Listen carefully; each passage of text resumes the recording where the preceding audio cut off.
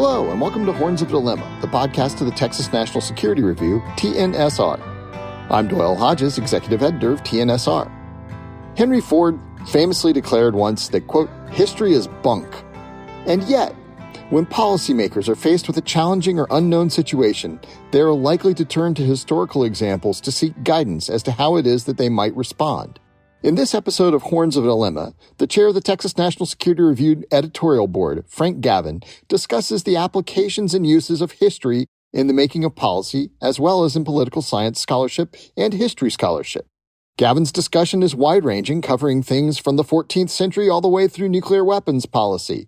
But his discussion focuses on the responsibility of scholars, historians and political scientists alike, to use history to illuminate contemporary problems in ways that are consistent with the past and don't bring too much of the author's biases, yet also keep history relevant and alive. This is a fascinating discussion that was given during the Clements Center Seminar on History and Statecraft held at Beaver Creek, Colorado. Let's listen in.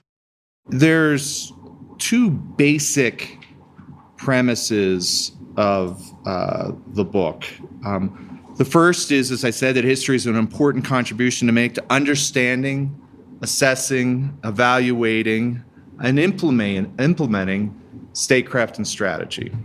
The second is a little more of a controversial claim, and that is the reason it's not used more is more of a supply side than a demand side problem, meaning that we as historians have not done a good enough job of providing historical insight, historical work for policymakers. And in fact, it's been my experience that policymakers and decision makers, not all of them and not universally, but are actually many of them very eager for historical work. Will has an absolutely fabulous piece I believe it's in the Journal of Strategic Studies, on how policymakers use and think about history. And I think it's certainly been my experience every summer when we come here to Beaver Creek and in other contexts that policymakers are incredibly eager for usable historical knowledge. Now, there are challenges on that front, and I'll talk about that a little bit.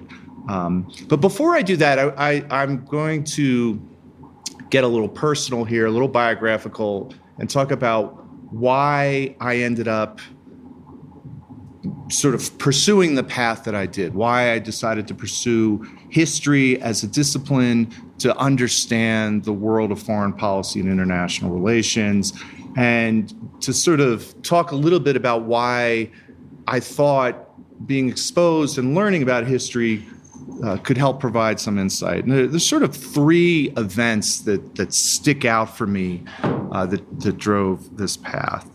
The first is many years ago. I am very, very old. And I graduated from the University of Chicago in 1988, and I was a political science major.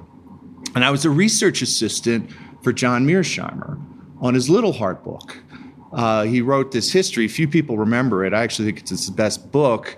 And it was a history of the British military strategist, Sir Basil Littlehart. And I worked for him for about 2 years. It was a wonderful experience. He was a real mentor. And I got to see what it was like to be a professor. And watching John Mearsheimer at that age, at the height sort of his powers, was an extraordinary experience. And it got me really, really interested, and I was studying international relations. I also worked with him on the legendary and long-forgotten 3-to-1 pissing match, which was a series of articles in International Security about whether or not you needed a 3-to-1 advantage to break through in terms of a conventional battle in the Fulda Gap during the Cold War. But it was an amazing experience. And I thought, wow, this is really interesting. And I graduated in 1988, and then 1989 happened. The world changed, and literally nothing I learned was useful in making sense of it. Now, that's a kind of a stark comment. We often forget about it. And I say that in the best possible sense, not to be critical, very few people when 1989 happened, with the revolutions in Eastern Europe, the ending of the Cold War, the beginning of the demise of the Soviet Union, the most important geopolitical event of my life. And what I had learned and what I had seen in international relations was of no help, of very little help. Now, again, it's not like anybody else was doing a good job on this, or very few people who kind of predicted it. But it highlighted for me how difficult these problems are and how there might be a different way to go about studying it. And I thought, at the very least, I should try to understand how perhaps history and understanding the past might provide a better guide and insight into why these extraordinary events took place, which no one predicted. And that led me on a variety of different paths, but ultimately to get a PhD in history at the University of Pennsylvania, where I had the good fortune of wonderful mentors. Mark Trachtenberg, who's, I think, perhaps our best historian of international relations, Walter McDougall, great historian of American foreign policy, and Bruce Kuklick, who, in his own way, is this extraordinary book which had a big influence on me, and he was working on it at the time, called Blind Oracles, which was about how hard it is to apply social scientific models to understanding foreign policy and international relations. And again, this was in the 90s. It was at a time when people thought history had ended. International relations was not necessarily seen as a thriving field. Many of the international relations scholars who had understood that they really hadn't anticipated what happened in 1989 and 1991, spent a lot of time trying to retool, figure out. This was during the Great Isms Wars. It was an odd time intellectually for trying to make sense of things. But this had a big influence on me in thinking, well, perhaps history was the way to go. The second big event for me personally was being hired by the LBJ School of Public Affairs for my first academic job. And the LBJ School is a wonderful place. But when I was hired, it was very interesting. The reason I was hired was Lady Bird Johnson had told the director of the Presidential Library at that time, Harry Middleton, a wonderful friend, a real mentor, said, start releasing the presidential tapes. They were supposed to be released many, many years later. Harry got Lady Bird to agree to release them, and they were generating an enormous amount of interest. And the LBJ School thought, oh my goodness, well, we need to have somebody on the faculty who understands this. So I was hired as a presidential historian, which is kind of hilarious because I'm not really a presidential historian. And I still have a framed letter from a good friend of Drew Corey and mine, Drew Erdman, who was also in the mix for it, where, when you get the letter that says you didn't get the job, which he got, and they talk about all the qualities the candidate had, he crossed it out, lies, this is BS, nonsense, what are they thinking? So I still have the framed sort of Drew Erdman's rejection letter, and he was absolutely right about it. I had no idea what I was doing at this school where there were no historians. It was economists, political scientists, sociologists. And I started to thinking about how could I add value? What could I do to help young students who were going off to policy jobs? And they had a core course there called Policy Development. And I decided what I would do is I would craft a curriculum around a semester-long understanding of two major Cold War policies. U.S. policy, one which had been considered a success, U.S. policy towards Germany during the Cold War, and the other U.S. policy towards Southeast Asia and Vietnam, which had been largely considered a failure, and to compare them. And what was interesting, of course, is that these policies were often made by the same people at the same time. So in 1964, the same people who decided to escalate in Southeast Asia were also the same people who constructed the policies that led to the nuclear nonproliferation policy, right, which highlighted to me the idea how difficult policy was, right? They didn't lose 20 IQ points when they went from one meeting to the next. These were just really, really difficult problems. And the other thing I thought, well, the great thing as I started to think about it, that history is like a laboratory for policymaking. And we were right next to the LBJ library.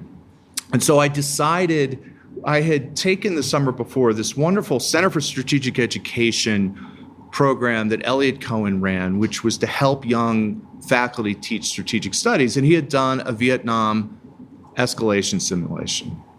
And there were a lot of problems. I changed the simulation. I'd been very influenced by Fred Logoval's book, which is, it's just an absolute masterpiece and the best book on the origins of the 63 to 65 period, and decided to tinker around with the kind of long 1964 concept he had, and then do role-playing exercises and have the students go to the LBJ library. Someone could be Dean Rusk, someone could be George Ball, someone could be Humphrey, and then to see how different outcomes might come about. And it was probably, I got really, really lucky having this resource, and it was one of the most powerful and insightful teaching experiences for me, because we wrestled with how policymakers made what, in retrospect, was a disastrous decision, despite being well-meaning, well-intentioned, intelligent, doing good things on the other side.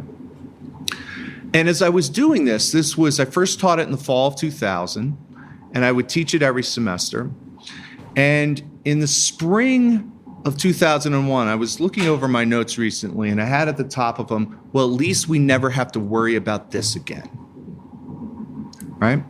And so, of course, we all know what happened next. There's 9/11. The country loses its mind. I remember this very clearly as a teacher trying to think about this. And then, as Aaron knows about better than anybody, the United States engaged in two military actions, which bore striking resemblances to the American intervention in Southeast Asia, and were equally problematic. And I thought to myself, something's not right here. We know this, right? Now, it's not exactly parallel. There's a lot of differences, and historical analogies are tricky and difficult, but still, one would have hoped that wrestling with this kind of exercise would at least sensitize a potential decision maker to the challenges and dangers, and if nothing else, to ask certain questions that they might not ask otherwise. So that was the second experience that made me think, okay, this is sort of worth thinking about. The third was the election of Donald Trump, and I had when I took the job to move from MIT to SAIS, I ended up starting in January 2017 at the same time as Donald Trump, and it was not really what DC I expected to come to. And it was very clear that, at least in my circle, many of the people here who are in my circle basically thought that the Republic was doomed.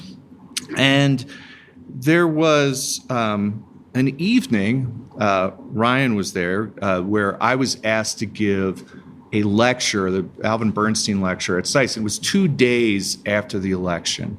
And it was one of these amazing, it was like the opposite of The Wizard of Oz. Everything went from color to black and white. Nobody was smiling. I saw Elliot Cohen and Colin Kahl hug, which I thought was a sign of the apocalypse and the end of days. I mean, to imagine these two people hugging was, I thought, and I gave this lecture, and Ryan, you were there, and Ryan ended up publishing it. It was basically about, let's put this in historical perspective.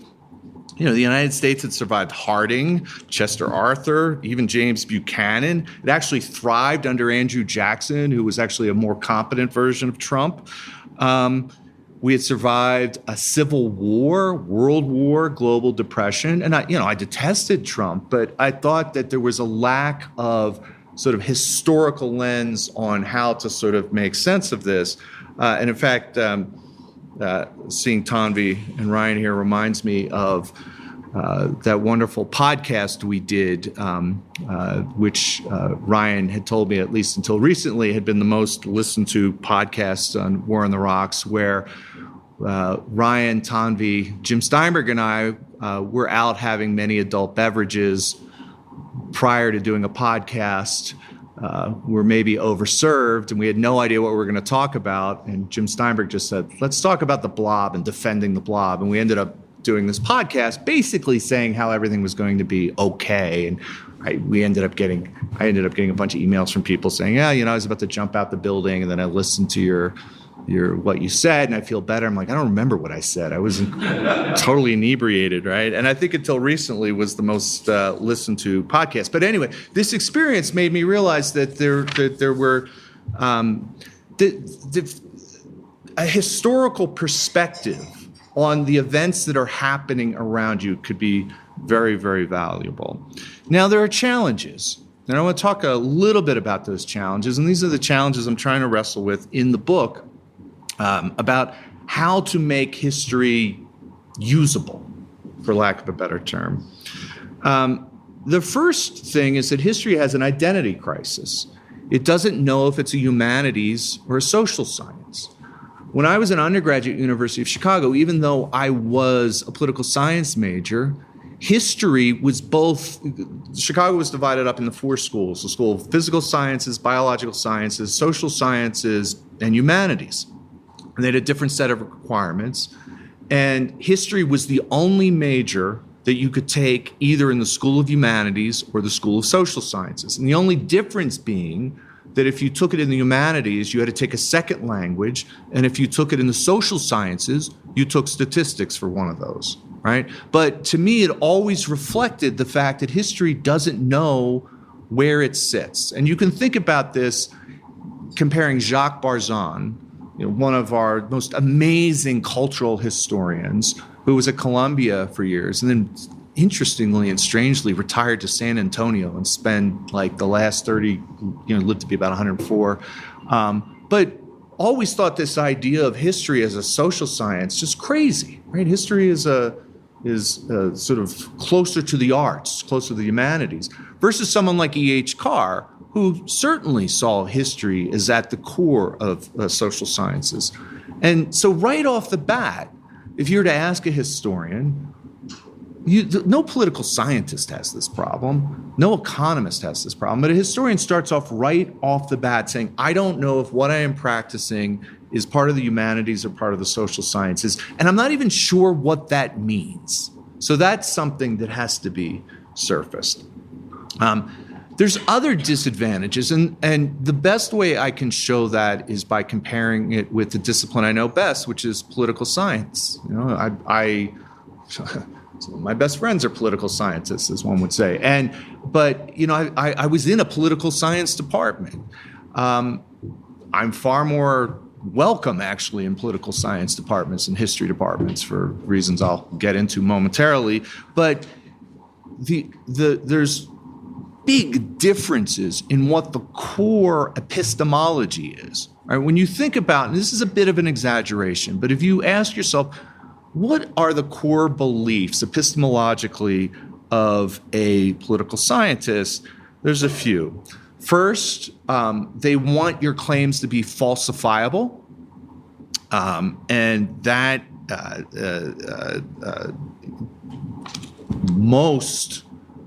the best way of falsifying something is through experiments. But you want to make any claim you make. If you're a young political scientist making an argument in a dissertation, the first thing your mentor or committee will say is, can this be falsified? And if it can't be falsified, don't do a dissertation on it. Right? So that's right off the bat something I know the historian's going to have a problem with. The second thing that you're going to be rewarded for as a political scientist is a use of theory to make generalizations over space and time, right? Which is something we all want to do, right? You want to actually have a theoretical apparatus to understand the world and to understand phenomena, whether you're halfway around the world or whether it's 2 centuries in the future or 2 centuries ago. The third thing is the best of these theories are parsimonious. They're simple, they're powerful, and they're clear. The final thing that political science does is cumulative. You solve a problem and then you move on. Now, these are very, very attractive qualities. And every historian who's in the room is sort of probably itching and moving their feet a little bit saying, I've got a problem with each one of those claims and assertions, right? I don't necessarily know how to articulate it, but the whole idea of falsifiability, the whole idea of generalization, parsimonious theories, this kind of cuts against how I see things. But there is a problem, right? If you want to make arguments to the world, if you want to make arguments to policymakers, the idea that you could come in the room and say, I have a very powerful, clear, simple theory that makes predictions over space and time, and that certain questions out there are settled, that's a very appealing set of intellectual offerings that's going to be hard to compete with. And if you're a policymaker who has 15 minutes, John Mearsheimer or Graham Allison coming in with or Sam Huntington, an overarching theory that claims to explain lots and lots of complex things and is applicable over space and time is going to be very, very appealing. Now, we all know that this doesn't work, right? We all know the problems with this, right? Phil Tetlock at the University of Pennsylvania has done this amazing study on expert predictions in international relations. Basically, dart-throwing monkeys are better at predicting the future than international relations experts. We also know the ones that are particularly bad are hedgehogs. Isaiah Berlin, riffing off Tolstoy, riffing off a Greek philosopher whose name I can't pronounce, basically divided the world up into foxes and hedgehogs. And John Lewis Gaddis has talked about this too. Foxes are people who know lots of things about lots of things, and hedgehogs are people who know one big thing about the world, and they use that to explain the world. And for any number of reasons, hedgehogs are rewarded. They're the ones who show up on TV. They're the ones who give the briefings. They're the ones who get to sort of, write in the Atlantic, right? They're the ones that we all sort of are attracted to, despite the fact that we know, either through studying it or as historians, we know in our gut that this is really a problematic way to look at the world. And it's not like historians don't have hedgehogs, right? We have Hegel, right? We have Toynbee, we have Karl Marx. Andrew Earhart just wrote a terrific TNSR piece on Every Man Their Own Philosopher of History that goes through this. Andrew, by the way, an alum of Arson. Yeah, absolutely terrific, fantastic piece that I'd highly recommend. But you can see what the problem is here. So someone comes out, John Mearsheimer shows up and says, here's my one thing that explains how the whole world works. It's right 94.3% of the time.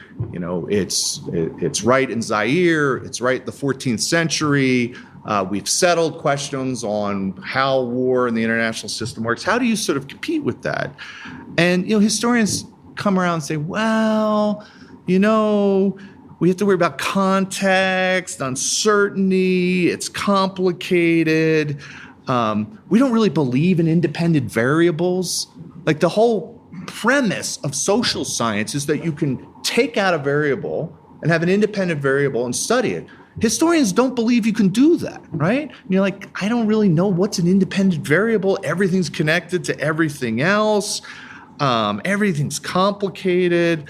We certainly can't predict. And by the way, we don't have any settled questions, right? We still argue over what happened during the July crisis of 1914. There are still enormous books. There's no new documents available, right? But we still argue about what happened that caused the First World War. And we certainly don't believe that whatever claim you could make, say, about the origins of the First World War would necessarily tell you anything about what a war with China over Taiwan would look like, which would be a claim that someone like Graham Allison would make. We don't like parsimony. We like complexity. And we go over the same historical questions over and over and over again.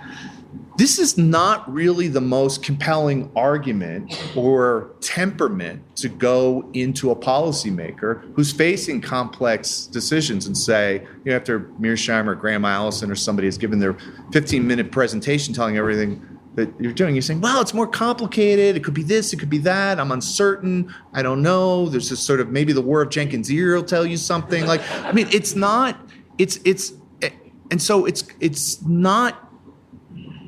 and as a culture, we don't like dealing with complexity and uncertainty.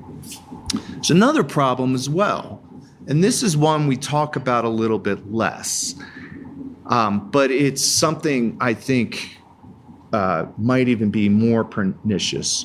Those people who do use history often use it really poorly, and not just poorly, but actually for bad ends. And I have a bit in the book about this, and I'll just give you three categories. The first is the use of bad analogies. Now, this is something that May and Neustadt, in their classic book, Thinking in Time, dealt with. I have mixed feelings about that book, which gets me in a lot of trouble whenever I talk to people up at Harvard. But the one thing they are very good about is looking at historical analogies. And I think a lot of that was shaped by both Neustadt and May's experience seeing how the Munich analogy, the idea that you don't ever negotiate with a dictator because it leads to worse things down the road, had been used by American policymakers, had been misused. May at one time thought it had been misused towards the Korean War, which is something that's interesting, kind of long forgotten, and certainly in terms of Vietnam. And this is a tricky issue, right? Because we analogize everything. Life is complicated, so you want to sort of come up with off-the-shelf frames to make sense of complexity. On the other hand, you don't want to just simply import these analogies to explain things. And we all know about the Munich analogy, but there's lots of other ones. I mentioned the July crisis. I spent a lot of time thinking about how one of Corey's mentors, Thomas Schelling, actually was wrong about almost everything and actually did, in some ways, a real disservice in basically based on his complete misreading of two analogies. One, the July 1914 crisis, and secondly, Pearl Harbor and surprise attack. As an aside, I believe 90% of all international relations theory comes down to actually three historical questions. Why did the First World War happen? Was Hitler unique? And what effect did nuclear weapons have on international politics? That's all IR theory is, your answer to those questions. And those are all historical questions, right? But, so the whole security studies field in many ways was built on analogies that were problematic, analogies both about the July crisis and Pearl Harbor. May and Neustadt have ways to sort of fight against that. Analogies are inevitable, but that's one. But the two other ones, which we don't talk about a lot, one is what I've started calling history as comfort food. And this is a tricky one, and it's a controversial one.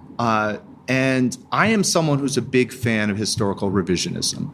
I actually think you can measure the health of a civil society more than anything else by how much it allows and encourages people to have historical revisionism, to challenge sort of core beliefs. And we see that, but there is often this problem where people will use history either to say, we're great, yay USA, or for things that kind of go off into that are more ex post justification. And on the other side, you see history used for grievance, right? And so this is history as comfort food. You use the past not necessarily to understand, to explain, to empathize, but to make you feel good or make other people feel bad.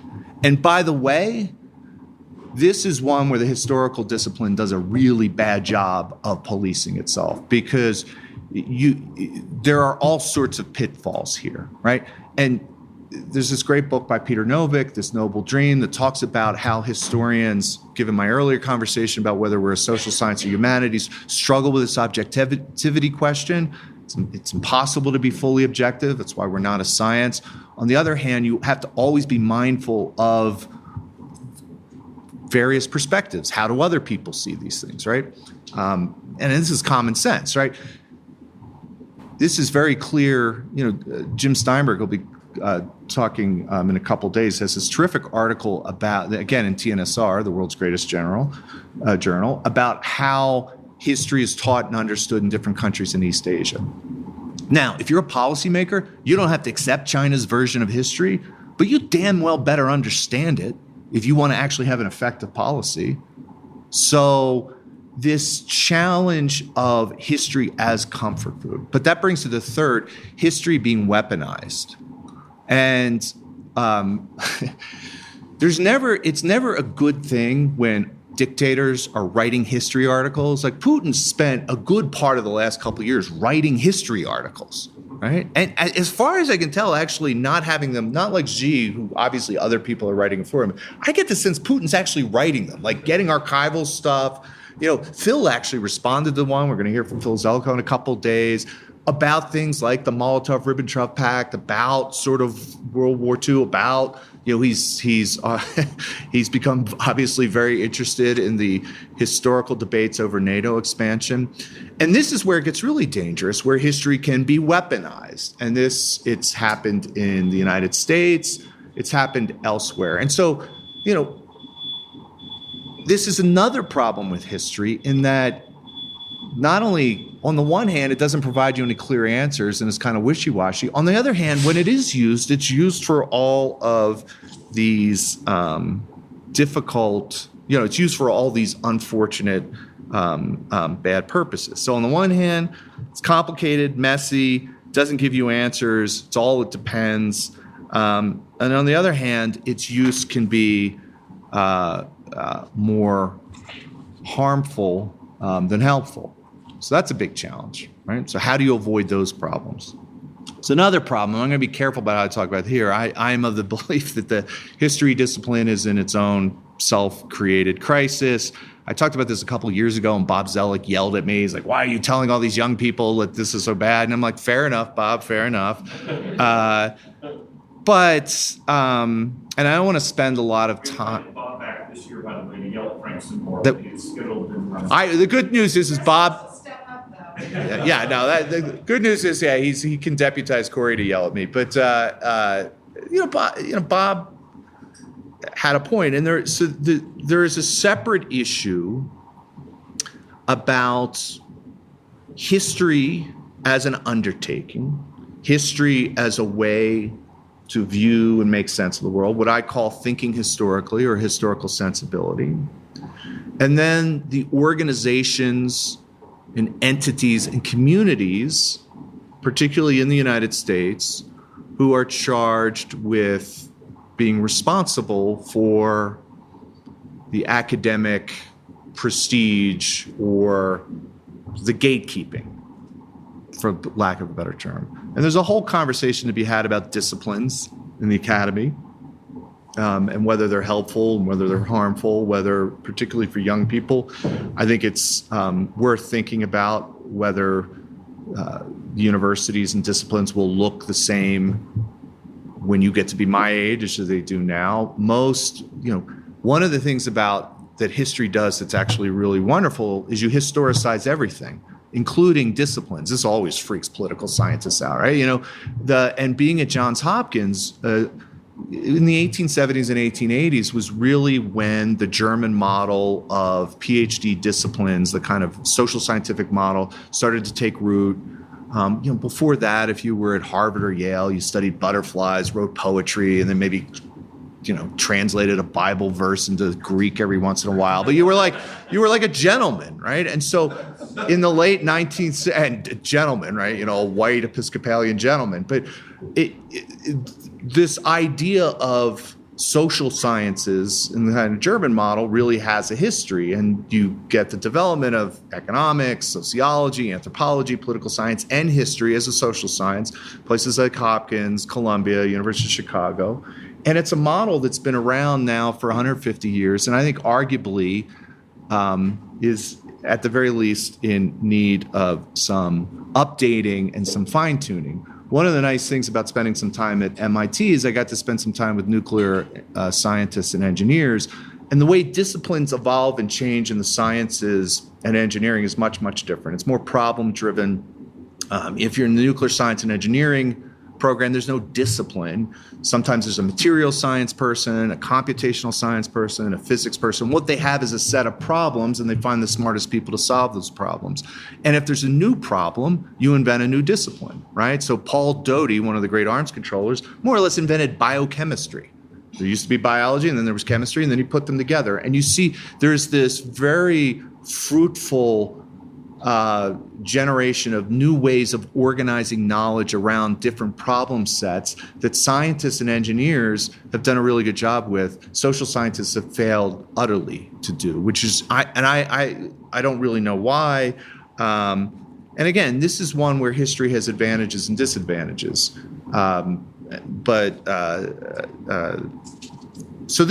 These are all the problems. This was all the challenges. As I'm sitting down trying to figure out how is it, I know in my gut, I know intuitively, and I know through experience that historical insight generates greater knowledge about the world that can be useful and helpful to people making very difficult decisions. But how do you convey that?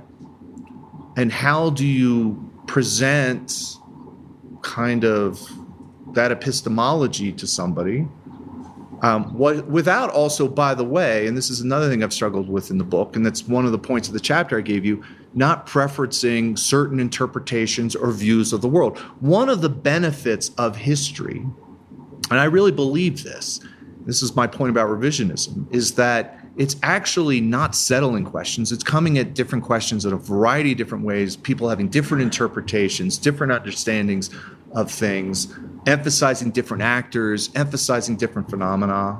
And it's very complicated, and it's messy, and it can get unpleasant, and nobody always knows what the rules are. But I actually think that way of viewing the world, if you do it in a certain way, can be enormously helpful. But that's the thing that I've been struggling with. Now, the good news is that other people care. As I mentioned earlier, I have found no shortage of people who are involved in decision-making that are interested in this.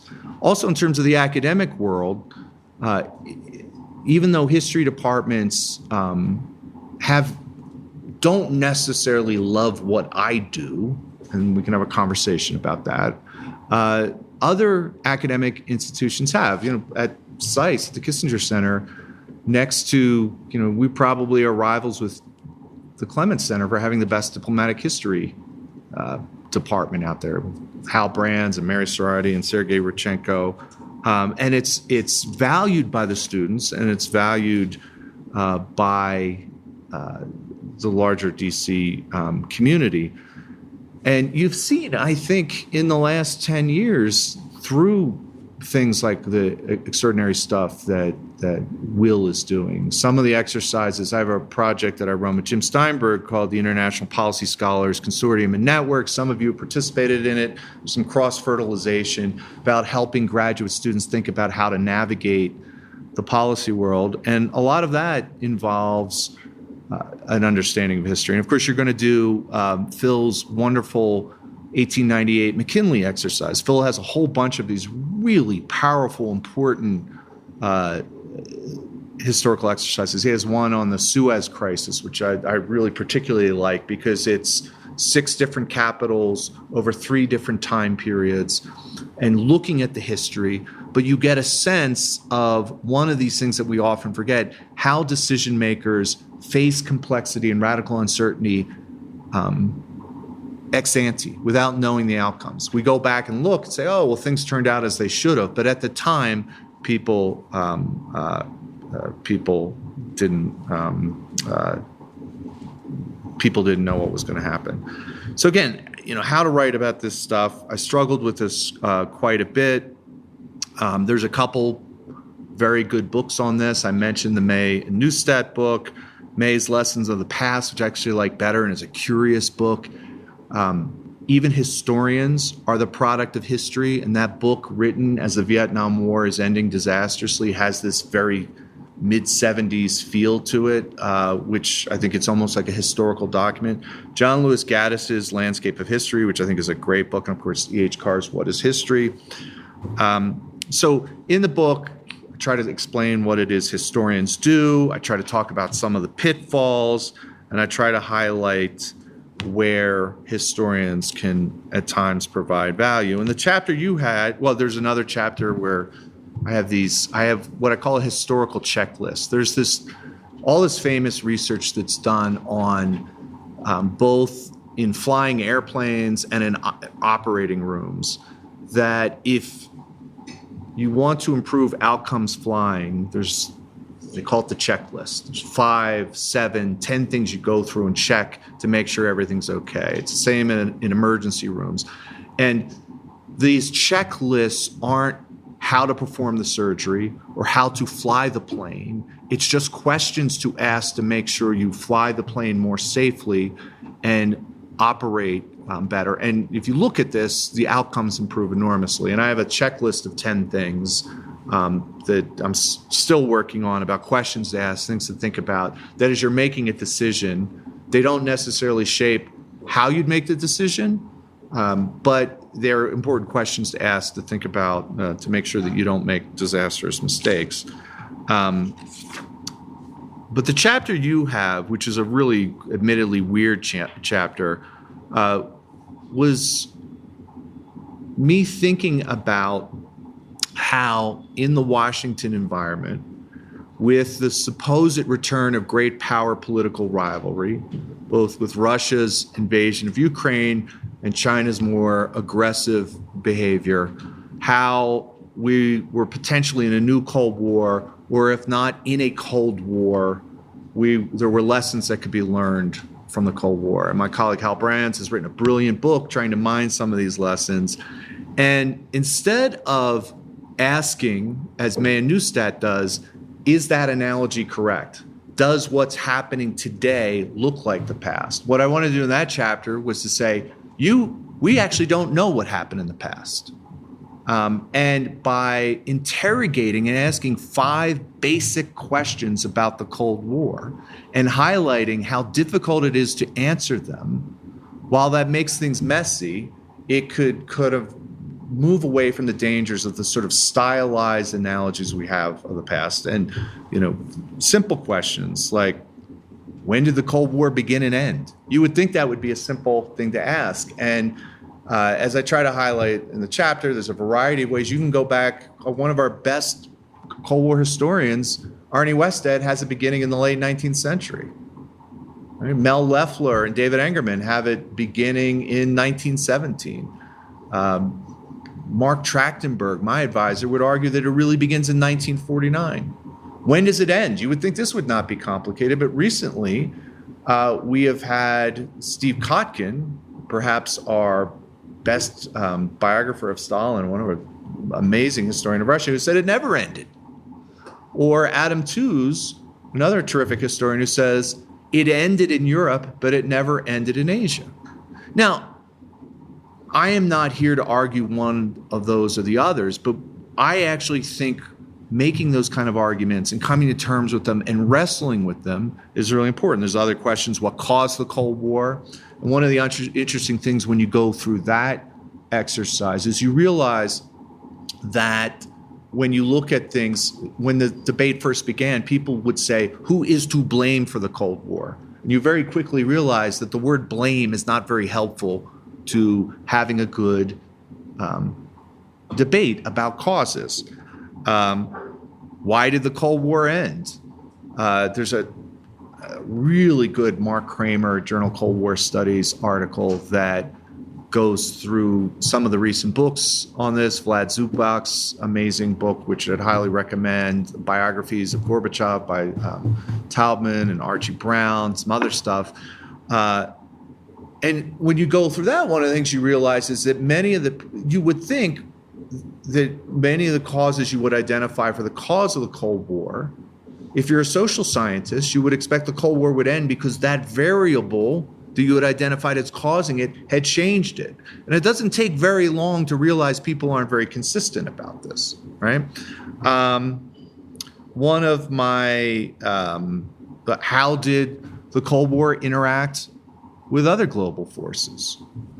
I had this exercise in the chapter where I talk about what if you were assigned to write a textbook on the history of world politics from 1945 to 1991. And you wrote the first edition in 1992, and you only had 300 pages.